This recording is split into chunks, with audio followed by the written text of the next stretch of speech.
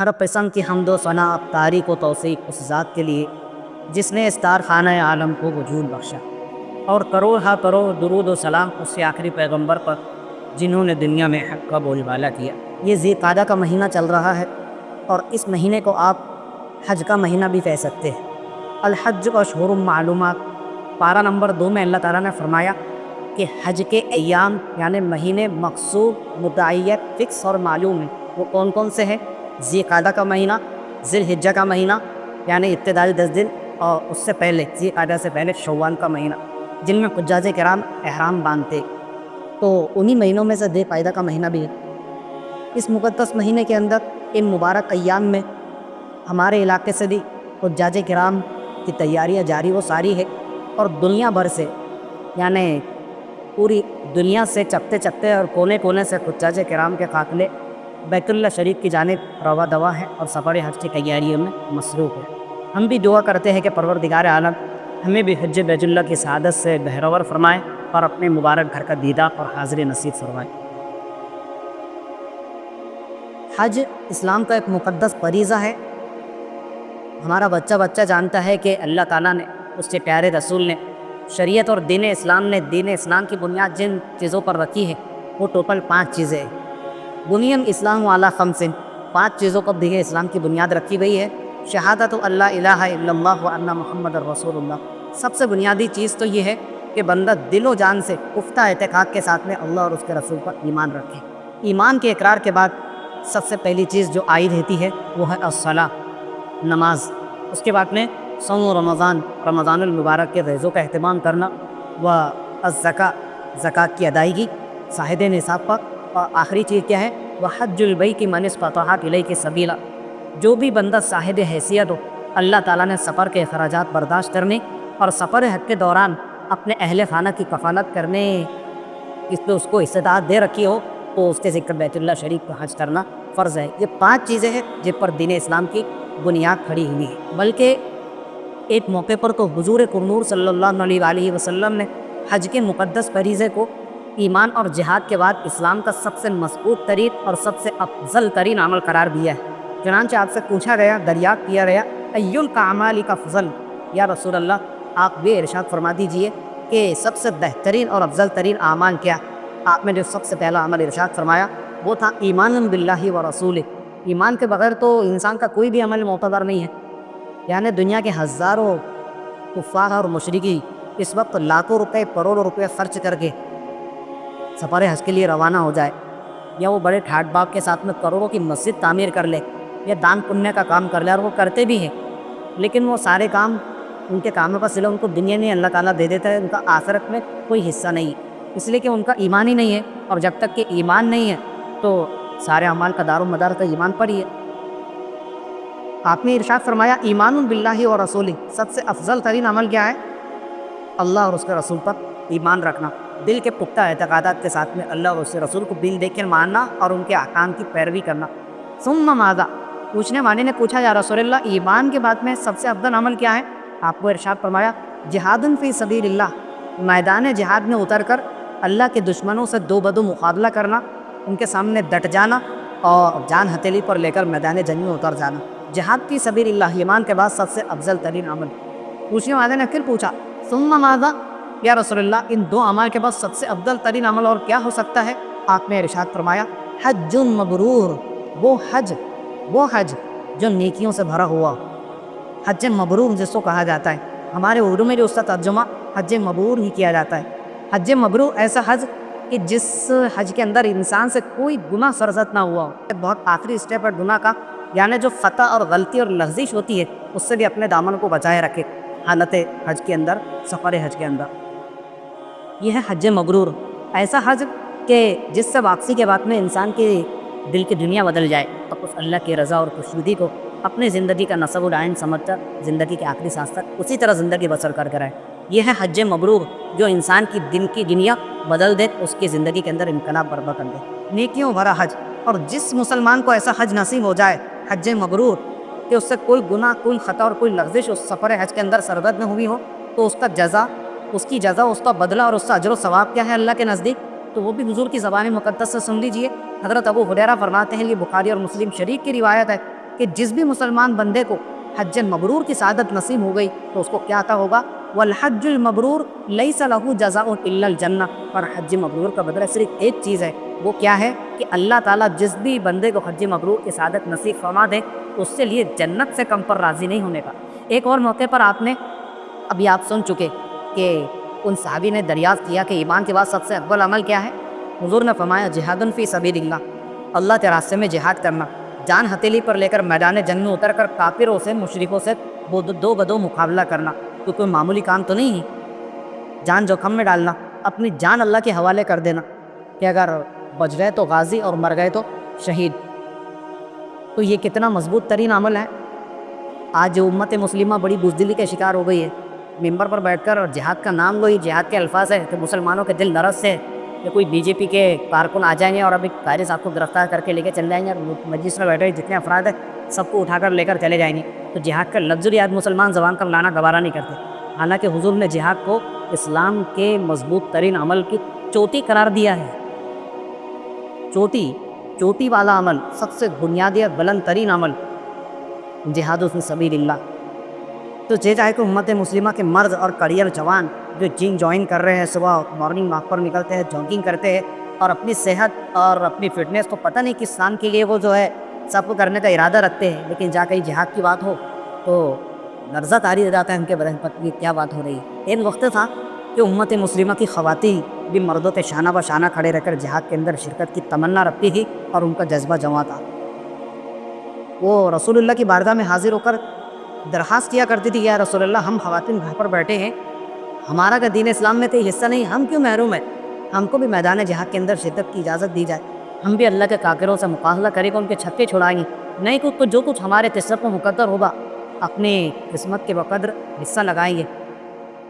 تو ایسے ہی ایک موقع پر حضرت عائشہ نے یا کسی دوسری خاتون نے حضور سے غزوے کے اندر اور میدان جہاد میں جنگ کے اندر شرکت کی اجازت طلب کی، تو فرماتی ہے قلت یا رسول اللہ، میں نے عرض کی، حضرت عائشہ فرماتی ہے کہ یا رسول اللہ الا نغزو ونجاہد معکم، کیا ہمارے قسمت میں جہاد کے اندر شریک ہونا لکھا ہوا نہیں ہے؟ ہم جنگ کے اندر شرکت نہیں کر سکتی، ہم کیوں محروم ہیں؟ الا نغزو، کہ ہم غزوے کے اندر شریک نہیں ہو سکتی، ونجاہد معکم، آپ کے ساتھ میدان جہاد میں شریک نہیں ہو سکتی؟ فقال، آپ نے ارشاد فرمایا لیکن احسن الجہاد واجملہ الحج، میں ایک بات بتاؤں کہ جو تم لیڈیز اور تم خواتین ہیں، جو تمہارا جذبہ ہے بڑا قابل رشک ہے، تمہارا یہ جذبہ ہماری سب آنکھوں پر ہے، لیکن میں محمد الرسول اللہ تم کو بتاتا ہوں کہ عورتوں کا سب سے افضل، خوبصورت ترین اور بہتر ترین جہاد کیا ہے؟ الحج، حج، بیت اللہ شریف کا حج کرنا، بیت اللہ کا طواف کرنا، ایام حج کے اندر بیت اللہ شریف کے ارد گرد مقیم ہو کر اعمال حج، ارکان حج کو ادا کرنا، یہ عورتوں کا جہاد ہے۔ عورتوں کے لیے یہ بھی بڑا کٹھن کام ہے۔ حضور نے ارشاد فرمایا حج مبرور، تو خواتین کو اگر حج مبرور نصیب ہو گیا تو جس طرح میدان جہاد کے اندر شرکت کرنے والے مردوں کے لیے اجر و ثواب ہے نا، تو تمہارے لیے بیٹھے بٹھائے بیت اللہ شریف کے ارکان پورے کرنے، حج کے ارکان پورے کرنے پر اللہ تعالیٰ تم کو جہاد کا اجر و ثواب عطا فرمائے گا۔ قالت، حضرت عائشہ فرماتی ہیں جب سے میں نے یہ سنا تو میرے زندگی کا معمول بن گیا، فلا ادع الحج بعد اذ سمعت هذا من رسول اللہ صلی اللہ علیہ وسلم، جب سے میں نے حضور کی زبان مقدس سے سنا ہے کہ عورتوں کو بھی حج کرنے کی بدولت اللہ تعالیٰ جہاد کے برابر اجر و ثواب عطا فرمائے گا، وہ دن ہے اور آج کا دن ہے جب کبھی حج کے ایام آتے ہیں میں حج کبھی ترک نہیں کرتی۔ پابندی کے ساتھ میں حضرت عائشہ مرتے دم تک حج پر پابند رہی، حج پر پابند رہی اور حج کا اہتمام فرماتی رہی۔ اسی طرح جو مرد ہے جسمانی طور پر کمزور ہے، لازر ہے، جو بیچارے میدان جہاد کے اندر شریک نہیں ہو سکتے، غزوات میں شرکت نہیں کر سکتے، کافروں سے لڑنے بڑھنے کی طاقت نہیں رکھ سکتے، اور اسی طرح جو بہت زیادہ بڑھاپے کی کگار پر پہنچ چکے، جن کے بالوں میں چاندی اتر چکی ہے، جن کی ہڈیاں جواب دے چکی ہے، وہ بھی کہاں سے جہاد کریں گے؟ ان کے لیے تو آپ نے ارشاد فرمایا جہاد الکبیر والضعیف والمرأۃ، تینوں بھی، کبیر یعنی جو عمر رسیدہ افراد ہو، بوڑھے افراد، وہ ضعیف جو بہت زیادہ کمزور ہے، ناگر ہے، وہ بھی، وہی مرغتی، اور جو خاتون خانہ ہے، جو گھر کے امور کے انجام دہی کا کام انجام دیتی ہے، گھر کے کام انجام دیتی ہے، ان کا جہاد کیا ہے؟ الحج والعمرۃ۔ اگر یہ خواتین، یہ بوڑھے افراد اور یہ لاغر قسم کے لوگ حج کا فریضہ سر انجام دے لیں، یا اللہ تعالیٰ نے اگر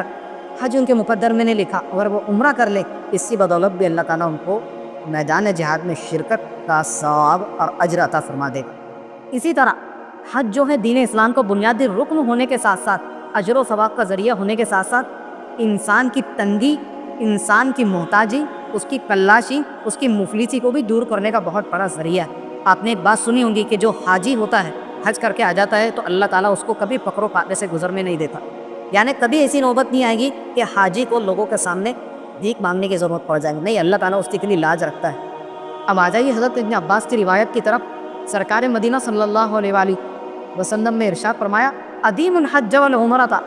مسلمانوں پر زندگی کے اندر صاحب نصاب ہونے کے بعد ایک مرتبہ حج کرنا کیا ہے؟ فرض ہے۔ لیکن اللہ تعالیٰ نے اگر کسی کو صاحب حیثیت بنایا ہے، وہ اربوں پتی انسان ہے مسلمان، تو وہ کیا کرے گا؟ ایک مرتبہ حج کر کے حج کرنا بند کر دے، ایک مرتبہ عمرے کو چلا گیا پھر اس کے بعد عمرہ کرنا بند کر دے؟ حضور نے فرمایا نہیں، دیگر اور بھی سبیلیں ہیں۔ جو اللہ تعالیٰ نے تجھے مال و دولت سے نوازا ہے، اپنے مال و دولت کو دیگر راہوں کے اندر بھی صرف کر، غریبوں کی دستگیری کر، ان کا تعاون کر، لیکن اپنے حج اور عمرے کے سفر کو تو موقوف مت کر، یہاں پر اسٹاپ مت لگا۔ ادیم الحج والعمرۃ، کنٹینیوٹی کے ساتھ جب جب بھی تم کو موقع ملے، تمہارا مال و دولت، تمہارا اوقات اور تمہاری قسمت ساتھ دے، کیا کرو؟ حج اور عمرہ ادا کرتے رہو۔ ادیم الحج والعمرۃ، کرتے رہو۔ فإنہا ینفیان الفقر والذنوب، اس لیے کہ حج اور عمرے کی یہ شان ہے کہ یہ انسان کے گناہوں کو تو مٹاتے ہی مٹاتے ہیں، لیکن انسان کی محتاجی، اس کی تندرستی، اس کے فقر و فاقہ کو بھی ختم کرتے ہیں۔ کس طرح سے انسان کے فقر و فاقہ کو ختم کرتا ہے حج کا مبارک سفر؟ کما ینفی الکیر قبط الحدید، جس طرح لوہار کی بھٹی ہوتی ہے، بھٹی میں اگر آپ زنگ آلود لوہے کو ڈال دو، آدھے گھنٹے کے اندر، آدھے دن کے اندر کتنا بھی زنگ آلود لوہا ہو، تو وہ بھٹی اس لوہے کو کیا کرتی ہے؟ اس زنگ سے صاف کر دیتی ہے اور وہ زنگ کو کرش کر باہر پھینک دیتی ہے۔ اسی طرح جب انسان مسلمان سفر حج کے لیے روانہ ہوتا ہے، حج کی بدولت اللہ تعالیٰ اس سے گناہوں کو مٹاتا ہی مٹاتا ہے، اس کی محتاج بھی، اس سے فقر و فاقہ کو بھی اسی طرح ختم کر کے رکھ دیتا ہے جس طرح سے لوہار کی بھٹی زنگ آلود لوہے سے زنگ کو اتار کر رکھ دیتی ہے۔ حضور فرماتے ہیں کہ سفر حج کے اندر اللہ تعالیٰ نے یہ شان اور حج کا یہ مقام رکھا ہے، من حج، کہ جو بھی مسلمان صاحب حیثیت ہو جانے کے بعد سفر حج کے لیے جاتا ہے اور ایسے طریقے سے حج کرتا ہے، فلم یرفث، اس سے کوئی گناہ سرزد نہیں ہوا، ولم یفسق، اور کوئی معمولی سی لغزش بھی، یہ عام گناہوں کی بات ہو رہی۔ اور ایک کون سی چیز ہے کہ سفر حج میں میں اپنی بیوی کو ساتھ میں لے کر گیا، فیملی کو ساتھ میں لے کر گیا۔ انسان کی بیوی تو اس کے لیے حلال ہے۔ حج کے ایام کے اندر حالت احرام میں جذبات سے بے قابو ہو کر اور کنٹرول ہو کر اس نے کیا کیا؟ حالت احرام میں اپنی بیوی سے فزیکل ریلیشن قائم کر لیے، حالانکہ اس کی حلال بیوی ہے۔ اب اس وقت پورا حج کیا ہو گیا؟ ڈسمس ہو گیا۔ حج کا کفارہ بھی دینا ضروری ہے اور قضا بھی اس کے ذمہ لازم۔ یہ تو بہت آخری اسٹیپ ہے، ہم بستری کر لینا حالت احرام کے اندر۔ اس سے جو حضور نے یہ الفاظ جو ہے نا، فلم یرفث، اسی کی طرف اشارہ کر رہے، کوئی فحش کام نہ کرے۔ یہ سب سے زیادہ فحش کام ہو گیا کہ آپ نے اپنی بیوی سے فزیکل ریلیشن قائم کر لیا۔ اب اس سے پہلے کی جو چیزیں بوس و کنار ہیں، بیوی سے چمٹنا چمٹانا ہے، بیوی سے اس طرح کی جنسی باتیں کرنا ہے، رومانٹک قسم کی باتیں کرنا ہے، حضور نے اس سے بھی سختی کے ساتھ منع فرمایا کہ جو مسلمان اس حد تک احتیاط کرتا ہے کہ اس کو پورا پیشن اور جذبہ کیا ہوتا ہے؟ بس میں ہوں اور میرا اللہ ہے، یہ میری بیوی میرے ساتھ میں ہے، وہ بھی سفر حج کے لیے میرے ساتھ میں اپنے اللہ کو راضی کرنے آئی ہے، میں میری بیوی سے بات چیت کروں گا لیکن کام کی بات چیت۔ اب وہاں پر بھی وہی بات چیت جو تو ایک کمرے کی تنہائی میں، اپنے روم کی تنہائی میں بیوی سے کیا کرتا تھا، وہ بیت اللہ شریف کے اندر بھی اور حالت احرام میں بھی کر رہا ہے، تو بھائی یہ حج، یہ کون سا حج ہے؟ حضور نے فرمایا جو ان ساری چیزوں سے اپنا دامن بچتے بچاتے ہوئے اتنی کوالٹی والے حج کے مقام پر فائز ہو جاتا ہے، تو پھر اللہ تعالیٰ کی طرف سے کیا کرم نوازی کا معاملہ ہوتا ہے۔ راجعہ کیوم ولدتہ امہ، جب وہ سفر حج سے واپس لوٹتا ہے تو اس کی ایسی شان ہوتی ہے کہ جس دن اس کی ماں نے اس کو جنم دیا تھا، جس طرح وہ دنیا کے اندر پیدا ہوا تھا، آج پیدا ہونے والا بچہ، اس کے جسم پر بھی کوئی داغ دھبا نہیں ہوتا اور اس کے نامہ اعمال کے اندر بھی کوئی دھبا نہیں ہوتا، بالکل بے گناہ اور معصوم ہوتا ہے۔ تو حضور نے فرمایا جو مسلمان ایسا کوالٹی والا حج کر کے واپس لوٹے، میں محمد رسول اللہ تم کو بشارت دیتا ہوں، رجع کیوم ولدتہ امہ، جب وہ سفر حج سے لوٹ کر اپنے بھائی کو آئے گا تو ایسے پورے نامہ اعمال کے ساتھ میں آئے گا کہ جس دن اس کا نامہ اعمال خالی تھا، جس دن اس کی ماں نے اس کو جنم دیا تھا، اسی نامہ اعمال کے سب شفافیت کے ساتھ وہ لوٹے گا۔ حضرت عمرو بن عاص رضی اللہ عنہ حضور کے بڑے چگیتے صحابی ہے اور یہ اسلام کے ہیرو مانے جاتے ہیں۔ ایک تو حضرت خالد ابن ولید ہے، حضرت علی رضی اللہ تعالیٰ عنہ، حضرت زبیر ابن عوام ہے، حضرت ابو دجانہ ہے۔ چھکے چھڑا دینے والے لوگ تھے، کفار و مشرکین کی صفوں کے اندر جب گھستے تھے۔ تو حضرت عمرو بن عاص ایک نام ہے، ان کو داہیۃ العرب کہا جاتا تھا، عرب کا سورما، عرب کا ہیرو۔ تو جب یہ قبول اسلام کے لیے اللہ تعالیٰ نے ان کے دل کے اندر نور ایمان کی روشنی کو منور فرمایا تو یہ خود اپنی آپ بیتی بیان فرماتے ہیں کہ جب جعل اللہ الاسلام فی قلبی، اللہ تعالیٰ نے دین اسلام کی شمع میرے سینے میں روشن فرمائی، اتیت النبی صلی اللہ علیہ وسلم، میں حضور کی بارگاہ مقدس میں حاضر ہوا اور عرض کیا تو بسط یمینک لیبایعک، یا رسول اللہ آپ اپنا مقدس ہاتھ آگے بڑھائیے، میں دین اسلام کی بیعت کرنا چاہتا ہوں، مسلمان ہونا چاہتا ہوں۔ تو فبسط یدہ، حضور نے جب یہ سنا، اس سے بہتر بات کیا ہو سکتی تھی، حضور نے اپنا داہنا مقدس ہاتھ ان کی طرف آگے بڑھا دیا۔ فقبضت یدی، یہ کہتے ہیں کہ حضور نے اپنا مقدس ہاتھ آگے بڑھایا اور میں نے میرا ہاتھ پیچھے کھینچ لیا، میں نے درخواست کیا کہ آپ اپنا ہاتھ آگے بڑھائیے، میں بیعت کرتا ہوں مسلمان ہونے کی، اور جب حضور نے ہاتھ بڑھایا تو میں نے کیا کیا، اپنا ہاتھ پیچھے کھینچ لیا۔ آپ کو بڑا تعجب ہوا اور آپ نے دریافت فرمایا، مالک یا عمرو کیا بات ہے، ارادہ بدل گیا، تم اسلام قبول کرنے کے ارادے سے آئے تھے، اب کیا اسلام کے تعلق سے کوئی ایسی بات پیدا ہو گئی کہ تم نے تمہارا ہاتھ پیچھے کھینچ لی؟ کہنے لگے یا رسول اللہ ایسی بات نہیں ہے، اردت ان اشترط، میں آپ سے ایک شرط لگانا چاہتا ہوں، ایک شرط پر میں اسلام قبول کرنا چاہتا ہوں۔ ماذا تشترط، آپ نے دریافت فرمایا کیا شرط ہے تمہاری؟ تو کہنے لگے یا رسول اللہ ای غفر علی، میری شرط یہ ہے کہ میری جو پچھلی زندگی کا کچا چرتا ہے اللہ تعالیٰ قبول اسلام کی بدولت وہ معاف فرما دے اور میری گناہوں کی بخشش ہو جائے، بس میری ایک یہ شرط ہے کہ میری گناہ معاف فرما دی جائے، میری بخشش ہو جائے۔ آپ نے ارشاد فرمایا اما علمت ان الاسلام یہدم ما کان قبلہ، آپ نے فرمایا عمرو تم بھی جتنے بھولے رہ گئے، تم بھی جتنے بھولے پن کا شکار ہوگا، تم کو معلوم نہیں کہ جب انسان اسلام قبول کر لیتا ہے تو قبول اسلام کی بدولت اس کی پچھلی زندگی کے جتنے بھی گناہ ہیں اسلام کی بدولت سب معاف ہو جاتے ہیں۔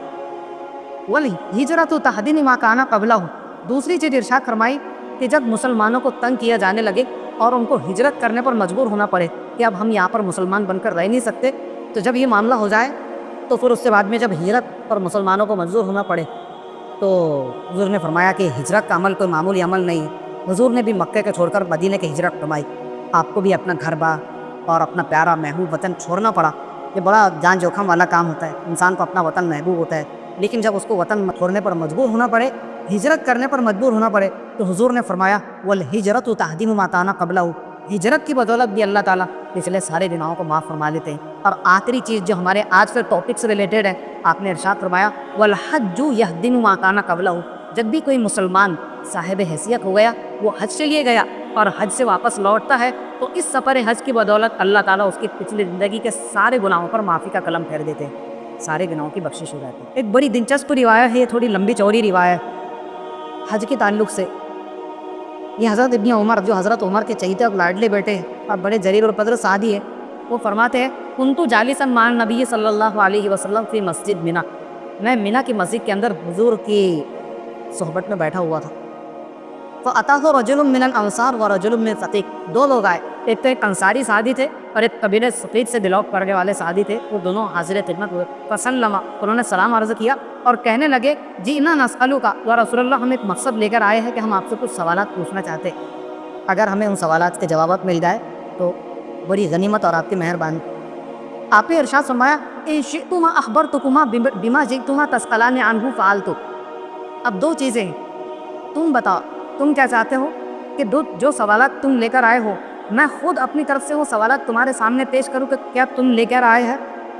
ایک آپشن یہ ہے کہ جو کچھ سوالات تم تمہارے دلوں کے اندر لے کر آئے ہیں، ایک تو آپشن یہ ہے کہ میں خود ان سوالات کے بارے میں بتا دوں کہ تم کیا کیا سوالات لے کر آئے،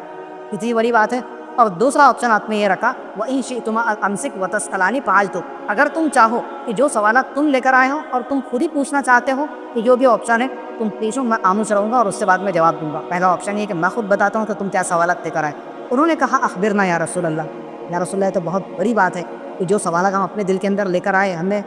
آپ کو اطلاع بھی نہیں کی ان ساری چیزوں کی، پر آپ کہہ رہے کہ میں خود سے بتاؤں گا، بہت بڑی بات ہے، آپ خود ارشاد فرما دیجیے۔ فقالت ثقفی للانصاری، تو ان ثقفی صحابی نے جو قبیلہ بنو ثقیف سے تعلق رکھتے تھے انہوں نے انصاری صحابی سے کہا کہ تم ہمت کرو اور حضور سے پوچھو، تو ان انصاری صحابی نے کہا یا رسول اللہ اخبرنی، آپ بتائیے کہ ہم آپ کی بارگاہ کے اندر کیا سوالات لے کر حاضر ہوئے۔ آپ نے ارشاد فرمایا میں تمہیں بتاتا ہوں، تم نے تو مجھے بتایا نہیں کہ تم کیا سوالات اور کیا مدعا لے کر آئے ہو۔ جئتنی تسألنی عن مخرجک من بیتک تؤم البیت الحرام وما لک فیہ، تم یہ سوال لے کر آئے ہو نا کہ ایک انسان ہے، ایک مسلمان ہے جو اپنے گھر سے نکلتا ہے بیت اللہ شریف کے ارادے سے، اس کا سفر حج کا ارادہ ہوتا ہے، وہ گیا اور اس نے بیت اللہ شریف کا ارادہ کر کے گھر سے باہر نکلا، ما لک فیہ، تو وہ سفر حج کے ارادے سے گھر سے نکلتا ہے تو اس کو کیا اجر و ثواب ملے گا۔ اس کے بعد آپ نے ارشاد فرمایا وعن رکعتیک بعد الطواف، تم یہی بات یہ کرائے ہو نا کہ جب انسان طواف کر لیتا ہے، کعبۃ اللہ کے پھیرے لگاتا ہے اور اس کے بعد میں مقام ابراہیم کو 2 رکعت نفل نماز ادا کرتا ہے اس کے پیچھے، تو ان 2 رکعتوں کو بدلے میں اس کو کیا اجر و ثواب ملے گا؟ 2 سوال ہو گئے۔ حضور خود ارشاد فرما رہے، تم سے بھی سنا بھی نہیں، وَأَن طَوَافِكَ بِالصَّفَا وَالْمَرْوَةِ، اور حضور نے فرمایا تیسری چیز جو تم لے کر آیا میں تم کو بتاتا ہوں کہ تمہارے من کے اندر کیا چل رہا ہے، کہ جب انسان مسلمان صفا اور مروہ کے درمیان سعی کرتا ہے، طواف کرتا ہے، پھیرے لگاتا ہے، وَمَا لَكَ فِيهِ، تو صفا اور مروہ کے درمیان چکر کاٹنے اور سعی کرنے کی بدولت کیا اجر و ثواب ملے گا؟ آپ آگے ارشاد فرمایا وَعَن وُقُوفِكَ عَشِيَّةَ عَرَفَةَ، کہ جب عرفے کی شام میں تم وہاں پر وقوف کرتے ہو، ٹھہرتے ہو، وقوف عرفہ جس کو کہا جاتا ہے حجاج کرام کے لیے، وما لک فیہ، تو وقوف عرفہ کرنے کی بدولت کیا اجر و ثواب ملے گا؟ وان رمیہ الجمار، جب انسان وہاں سے واپس لوٹتا ہے سارے احکام کو مکمل کرنے کے بعد اور رمی جمرات کرتا ہے، شیطان کو کنکریاں مارتا ہے، تو اس میں کیا اجر و ثواب ہے؟ وان نحرک، اور جب 10ویں ذی الحجہ کا دن ہوتا ہے اور حاجی جانور کو ذبح کرتا ہے، قربانی اللہ کے راستے میں دیتا ہے، ما لک فیہ، تو اس کا کیا اجر و ثواب ملے گا؟ کتنے سارے سوالات اکٹھے حضور نے ان سے دریافت فرمائے۔ حالانکہ سوال کرنے وہ آئے تھے، حضور کو تو جواب دینا تھا کہ کیا اجر و ثواب ہے، لیکن حضور نے آپشن رکھے تھے، اور اپنے آپشن کو رکھنے کے بعد میں جب انہوں نے یہ آپشن چوز کیا کہ یا رسول اللہ آپ خود بتائیے کہ ہم کیا سوال لے کر آئے، تو حضور نے 5-6 سوالات کو ارشاد فرمایا، اور اس کے بعد میں ان کا جواب کیا تھا وہ تو دنگ رہ گئے دونوں بھی جو وہ مدعا لے کر آئے تھے۔ کہنے لگے والذی بعثک بالحق لعن ھذا جئت اسألک، یا رسول اللہ اس ذات پاک کی قسم جس نے آپ کو دین حق کے ساتھ دنیا کے اندر بھیجا ہے، ہم یہ سوالات اور یہ مدعے لے کر آئے تھے جو آپ نے ہمارے سامنے رکھے۔ آپ نے ارشاد فرمایا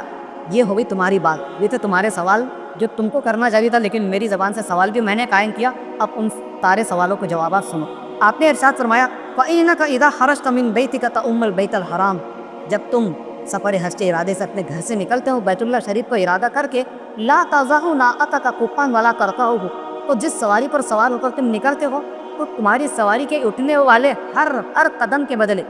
سواری کا ایک قدم نیچے پڑتا ہے ایک قدم اٹھتا ہے، تو اٹھنے والا ہر قدم اس سے بدلے الا کتب اللہ لک حسنہ، اٹھنے والے ہر قدم کے بدلے اللہ تعالیٰ تم کو ایک نیکی عطا فرماتا ہے، تمہارے ایک گناہ کو مٹا کر رکھ دیتا ہے۔ وہ اما رکھتا کا بعد الطواف، اب آپ اندازہ لگا کہ آپ سواری پر سوار ہو کر یہاں سے بیت اللہ شریف کا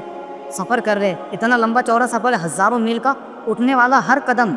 اب آپ کہیں کہ خچر اور اونٹ کا دور تو نہیں ہے، آپ ایروپلین پر سوار اوپر جاتے ہیں تو وہ ہواؤں پر سوار ہو کر تو نہیں جاتے، آپ ذرا اس سے اندازہ لگا لیجیے نا کہ اس کا جو پیٹرول کا ایک ایک قطرہ خرچ ہوتا ہے آپ کے سفر کے پیچھے، ایک ایک قطرے کی بدولت اللہ تعالیٰ آپ کی ایک نیکی کو کا اضافہ فرمائے گا اور آپ کا ایک ایک گناہ مٹائے گا۔ اٹھنے والے ہر قدم کے بدلے ایک گناہ معاف ہوگا اور ایک نیکی لکھی جائے گی۔ وہ اما رکھتا کا بعد طواف، طواف کے بعد جب تم مقام ابراہیم پر 2 رکعت نفل ادا کرتے ہو، کیا عتق رقبۃ من بنی اسماعیل، تو حضور نے فرمایا ایک غلام آزاد کرنے کے برابر اجر و ثواب ملتا ہے۔ آج تو غلاموں کا دور نہیں ہے۔ اما طوافک بالصفا والمروہ، جب مسلمان صفا اور مروہ کے درمیان صحیح کرتا ہے، کیا عتق 70 رقبۃ، تو صفا اور مروہ کے درمیان چکر کاٹنے کی بدولت اللہ تعالیٰ کو 70 غلام آزاد کرنے کا اجر و ثواب عطا فرماتا ہے، 70 غلام آزاد کرنے کا اجر و ثواب عطا فرماتا ہے۔ وہ اما وقوفک عشیۃ عرفہ، اور جب عرفے کی شام ہوتی ہے، عرفے کے دن کی، ہم تو کیا کرتے ہیں کھیر پوری بناتے ہیں، مست کھلی وغیرہ، لو عرفے کا دن ہے، روزہ اختیار کیے، یہ بہت عظیم دن ہے، یہ ڈھکوسلے والا دن تھوڑی ہے۔ تو یہ جب عرفے کی شام ہوتی ہے، فَإِنَّ اللَّهَ يَهْبِطُ إِلَى السَّمَاءِ الدُّنْيَا، اللہ تعالیٰ آسمان دنیا پر نازل ہوتے ہیں، وَيُبَاهِي بِكُمُ الْمَلَائِكَةُ، اور جتنے حجاج کرام بیت اللہ شریف کے اندر موجود ہوتے ہیں، اللہ تعالیٰ ان حجاج کرام کی طرف نظر فرماتے ہوئے اپنے فرشتوں پر فخر فرماتے ہیں، اللہ تعالیٰ حجاج کرام پر، حاجیوں پر فخر فرماتے ہیں فرشتوں کے بارے میں، اور کہتے ہیں عبادی جاؤنی شریفاً، ذرا میرے بندوں کو دیکھو، پراگندہ حال، پراگندہ بال، اوپر سے چنچناتی اور تپتی ہوئی دھوپ، کسی چیز کا کوئی خیال نہیں، اللہ تعالیٰ فرماتے دیکھو تو صحیح کہ کس جذبے کے پیش نظر یہ آئے ہیں، جاؤنی شریفاً، بالکل پراگندہ حال، پراگندہ بال، من کل فج عمیق، دور دراز علاقوں سے، کوئی نیپال سے، کوئی بھوٹان سے، کوئی امریکہ سے، کوئی کینیڈا سے، کوئی کہاں سے، کوئی ہندوستان سے، دور دراز علاقوں سے آئے ہیں، یا رجون جنتی، بس ایک ہی منشا ہے کہ اللہ راضی ہو جائے اور ہم کو جنت کے اندر انٹری اور داخلہ نصیب ہو جائے۔ فلو کانت ذنوبکم کعدد الرمل، اب حجاج کرام سے مخاطب ہو کر فرماتا ہے اے میرے حاجیوں، اگر تمہارے گناہ سمندر کے ارد گرد پڑی گی جو ریت کے ذرات ہیں، بے حد و بے شمار، اتنے اگر تمہارے گناہ ہوگے۔ دوسری چیز او کا قطر المطر، آسمان سے برسنے والی بارش سے قطرات جتنے ہوتے ہیں، کتنے بے حد و بے شمار، کوئی پرنٹی نہ کر سکے، اگر اتنے گناہ ہوئے۔ تیسری چیز کا زبد البحری، سمندر کتنا ایکسٹینسو ہوتا ہے، کتنا وسیع اور کشادہ ہوتا ہے. سمندر تو ہے ہی ہے، سمندر بالکل لبالب لبریز بھرا ہوا ہے، اور سمندر پہ جو آخری کنارہ ہوتا ہے جہاں پر جہاز آ جاتی ہے، جہاز جہاں پر بہتا ہے، وہ سمندر کا آخری کنارہ ہوتا ہے. پورے سمندر کو تمہارے گناہ بھرے ہوئے ہو، سمندر کے پانی کی بقدر دی اتنے گناہوں سے تمہاری زندگی سیاہ ہو چکی ہو، لغفرتها، اگر تم نے حج مبرور کی سعادت حاصل کر لی، اتنے گناہوں کو بھی میں معاف کر دوں. اتنی گناہوں کے بخشش کی فریاد کرنے کی کوئی ضرورت نہیں، تمہارے حصے و دولت سارے گناہوں پر معافی کا قلم پھیر دوں گا. عقیزوا عبادی مغفورا لکم، اب جب تم سفر حج سے لوٹو گے بالکل بخشے بخشائے، تمہارا نامہ اعمال بالکل پورا ہوگا بچے کی طرح. اما رمیوں کا بالجمار، ابھی حضور کا سلسلہ کرام مکمل نہیں ہوا، آپ نے ارشاد فرمایا اے میرے سعدی، جب تم رمی جمرات کرتے ہو، شیطان کو کنکریاں مارتے ہو، فَلَكَ بِكُلِّ حَسَاتٍ، تو تمہاری پھینکے جانے والی ہر کنکری کے بدلے تکبیر کبیرۃ من الموبقات، تم نے زندگی کے اندر جتنے بھی گھناؤنے ترین گناہ کیے ہوں گے، ہلاک کر دینے والے بڑے بڑے گناہ، اللہ تعالیٰ یہ اس کنکری کے بدلے میں، ہر کنکری کے بدلے میں بڑے بڑے گناہوں سے ایک گناہ کو معاف کرتا جائے گا. وہ اما نحرو کا، ایک چیز بچ جاتی ہے، 10 ذوالحجہ کو جانور ذبح کرتا ہے، اس کو قربانی کرتا ہے، فَمَغْفُورٌ لَكَ عِندَ رَبِّكَ، حضور نے اس کا اجر و ثواب بیان ہی نہیں فرمایا. آپ نے ارشاد فرمایا یہ تمہارا اتنا پیارا عمل ہے، اللہ تعالیٰ اس عمل کو اٹھائے گا اور آخرت کے لیے سوق کر کے رکھ دے گا. جب تم آخرت میں جائے گے بس وہ تم اور تمہارا اللہ، اگر وہ اللہ اس کے بدولت کیا اجر و ثواب ہوتا ہے فرمایا نا، وہ تم دیکھنا قیامت کے دن ذخیرہ اندوزی کر کے رکھ دے گا. تو حضور نے اس کا ثوابی بیان نہیں فرمایا. وَأَمَّا طَوَافُكَ بِالْبَيْتِ، اور جب انسان بیت اللہ شریف کے پھیرے لگاتا ہے، طواف کرتا ہے، فَإِنَّكَ تَطُوفُ وَلَا ذَنبَ لَكَ، حضور نے ارشاد فرمایا کہ جب تم طواف سے فارغ ہو کر فارغ ہو جاتے ہو، حج مکمل ہو جاتا ہے، تو اس طرح اس شان کے ساتھ کہ تمہارے نامہ اعمال کے اندر ایک گناہ بھی باقی نہیں رہتا. وَلَا ذَنبَ لَكَ، تمہاری گردن پر، تمہارے سر پر ایک گناہ کا بوجھ اور سیاہی باقی نہیں رہتی. یکتی ملکن، یہ ساری کام ہونے کے بعد اللہ کا ایک مقدس فرشتہ آسمان سے اترتا ہے، حتی یضع یدیہ من بین کتفیہ، اور حاجی صاحب کے کندھوں پر ہاتھ رکھتا ہے اور کہتا ہے اے عمل فیما تستقبل، حاجی صاحب جو بھی گزر چکی زندگی وہ گزر چکی، نئے سرے سے عمل کی شروعات کرو، فقد غفر لک ما مضی، پچھلی زندگی کے سارے گناہوں کو بخش دیا گیا ہے. اگر کسی مسلمان کو سفر حج کے دوران موت آ جائے، آپ سفر میں تھے، ابھی یہاں سے نکلے اور ناگپور پہنچنے والے تھے، یہاں سے میرا سفر حج شروع ہو گیا، اللہ کی بارگاہ کے اندر، شریعت کی نظر کے اندر شروع ہو گیا، اب کوئی وہاں جا کر انتقال کر جاتا ہے، کوئی سفر حج کے اندر کسی کو جہاز میں موت آ گئی، پچھلے کے اندر زمانے کے اندر بحری جہازوں کے ذریعے سفر کیا جاتا تھا، سمندر میں موت آ جاتی تھی اور سمندر کے حوالے کر دیا جاتا تھا حاجی صاحب کو. تو ایسے لوگوں کو دل چھوٹا کرنے کی ضرورت نہیں ہے کہ ہمارا تو حج مکمل ہی نہیں ہوا، یعنی جو مرنے والا ہے. تو آپ بڑی دلچسپ روایت یہ بھی سن لیجئے کہ ایک مرتبہ ایک صحابی حضور کے ساتھ ٹھہرے ہوئے تھے عرفات کے اندر، بینما رجل واقف مع رسول اللہ صلی اللہ علیہ وسلم بعرفہ، میدان عرفات کے اندر حضور سے کسی معاملے کو لے کر، ترکان حج کو لے کر وہ ڈسکس کر رہے تھے. خر من بعیرہ، تو جس اونٹنی پر وہ سوار تھے وہ اونٹنی پر سے وہ گرے، اور گرنے کے بعد ان کے ساتھ یہ معاملہ ہوا کہ ان کی گردن ٹوٹی اور جگہ پر ان کی موت واقع ہوئی. ابھی تو حج کرنا باقی تھا ان کا، فوقس فماتا، گردن کی ہڈی ٹوٹی اور وہ مر گئے. آپ نے ارشاد فرمایا کہ غسلوا بماء وسدر، پانی لے کر آؤ اور بیری کی پتیاں لے کر آؤ، اس کو غسل دو. وکفنوا فی ثوبیہ، اور یہ جو احرام اس نے باندھا ہوا ہے، احرام کے 2 کپڑوں کے اندر اس کو کفن دے دیا گیا، کوئی نیا کفن نہ منگا جائے. ولا تحمروا رأسہ، اس کے سر کو بھی مت ڈھانپو، ولا تحنطوا، تم خوشبو مت لگاؤ، فإنہ یبعث یوم القیامۃ ملبیا، اس لیے کہ تمہاری نظر کے اندر حج سے محروم ہے، اس نے حج نہیں کیا لیکن سفر حج کے ارادے سے تو آیا تھا. اب پر قیامت کے دن جب یہ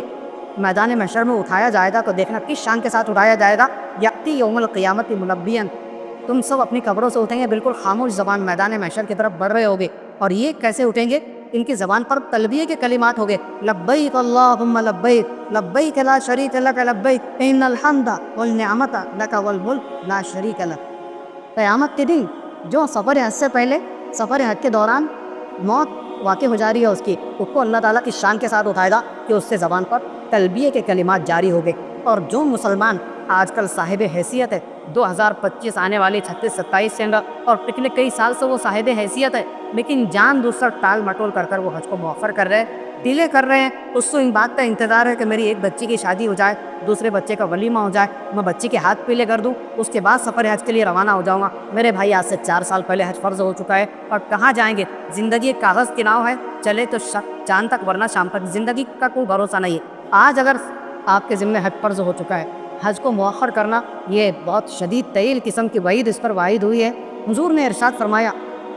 من ملک زادن وراحلکن، جس بھی مسلمان کو اللہ تعالیٰ نے اتنی مال و دولت سے نوازا ہے کہ وہ سارے انتظامات کر سکتا ہے، بیوی بچوں کے اخراجات برداشت کر سکتا ہے، تو بلغہ بیت اللہ شریف پہنچنے کی استطاعت رکھتا ہے، ولم یقج، پھر بھی حج نہیں کرتا، حج سے جی چراتا ہے، جان چھڑاتا ہے، فلا علیہ ان یموت یہودیا او نصرانیا، حضور نے فرمایا میرے ہاتھ کھڑے ہیں، میں کوئی ذمہ داری نہیں لیتا، یہ مسلمان اگر موت سے پہلے یہودی ہو کر مرے یا نصرانی ہو کر مرے یہ اس کی ذمہ داری ہے۔ کتنی گھناؤنی بات ہے، ایک مسلمان 50-57 سال کا ہو رہا ہے جس کا حج فرض ہو رہا ہے، اور حضور کیا فرما رہے کہ حج تو ڈیلے ہونے کی وجہ سے، ڈیلے کرنے کی وجہ سے کہیں اللہ تعالیٰ مرنے سے پہلے اس کا ایمان سمجھو کر لے اور وہ یہودیت پر مرے یا نصرانیت پر مرے تو اس کا کوئی ٹھکانہ نہیں ہے۔ آخر میں آپ سے درد مندانہ درخواست میری حجاج کرام کے تعلق سے یہ تھی کہ حجاج کرام ایک بڑے مقدس سفر حج کے لیے روانہ ہوتے ہیں، اور آج کی جو آخر میں آپ سے بات کرنے والا ہوں تو ایک ایسی چیز ہے جو ہمارے ریتی رواج سے تعلق رکھتی ہے، جو دیکھنے میں محبت لگتی ہے مگر دراصل وہ حاجیوں پر ایک بوجھ بن چکی ہے۔ میں بات کر رہا ہوں حج پر جانے والوں کو دعوتوں پر بلانے کی۔ ایک شخص جو اللہ کے حکم پر لبیک کہنے جا رہا ہے، اس سے دل میں توبہ، زبان پر تسبیح، آنکھوں میں آنسو، اور نیت میں صرف ایک مقصد ہے کہ رب کو راضی کرنا ہے۔ لیکن ادھر ہم کیا کر رہے ہیں کہ دعوت پہ دعوت، ضد پہ ضد، کبھی دوستوں کی طرف سے، کبھی برادری والوں کی طرف سے۔ اگر یہ بیچارہ جو سفر حج پر جانے والا ہے دعوت میں نہ جائے، اگر وہ معذرت کرے تو کہتے بڑا بدتمیز ہے، اس نے ہماری بات کا مان نہیں رکھا، تو یہ برا مناتے ہیں۔ تو بھائیو، کیا یہ دین ہے؟ حج تو ایک مقدس عبادت ہے، یہ تو سوشل ایونٹ نہیں ہے، یہ تو شادی یا ولیمہ نہیں ہے کہ ہم ہر کسی کو انوائٹ کریں، مدعو کریں۔ یہ بندے کا اور پروردگار کا معاملہ ہے۔ اللہ تعالیٰ قرآن حکیم میں فرماتے ہیں یرید اللہ بکم الیسر ولا یرید بکم العسر، اللہ تعالیٰ تو تمہارے ساتھ آسانی کا معاملہ پیدا فرمانا چاہتا ہے اور تم اپنے آپ کو جو مشکلات کے اندر گھرانا چاہتے ہو، کیوں ایسا کر رہے ہو؟ حضور نے بھی ارشاد فرمایا یسروا ولا تعسروا، آسانیاں پیدا کرو، لوگوں کے لیے مشکلات کریٹ مت کرو۔ جب حاجی کو ہر دعوت پر جانا پڑے گا، ہر ایک سے ملنا پڑے گا، ہر ایک کو خوش کرنا پڑے گا، تو وہ عبادت کی تیاری کیسے کرے گا؟ وہ توبہ میں یکسوئی کے کیسے لائے گا؟ اگر وہ کسی کی دعوت میں نہ جا سکے تو رشتہ دار ناراض، اس کے دوست خفا اور محلے والے کی بدگمان، تو یہ ریاکاری ہے یا دین ہے؟ یہ اخلاص ہے یا معاشرتی دباؤ ہے؟ نہ ہمارے حضور سرور کائنات صلی اللہ علیہ وسلم نے ایج سے پہلے دعوتیں کی، نہ صحابہ کرام نے، نہ تابعین نے، تو آج کے 2025 کے اندر رہنے بسنے والے مسلمانوں نے یہ رسم کہاں سے اختیار کی؟ میں اگر سفر حج پر جا رہا ہوں تو اچل پور والا رشتہ دار وہاں بلا رہا ہے، چندر پور والا اتنے دور بلا رہا ہے، ناگپور والا کہہ رہا ہے آپ وہاں پر آئیے، گھر چرولی والا کہہ رہا ہے کہ آپ سفر حج پر جا رہے ہیں، ہماری دعوت بھی قبول کیجیے۔ اور آپ مجھے بتائیے کہ میرے 25 دن سفر حج کے لیے باقی ہے اور مجھے 105 دعوتیں مل چکی ہے، 25 دن میں 125 دعوتوں کو میں پیسے اندر کروں،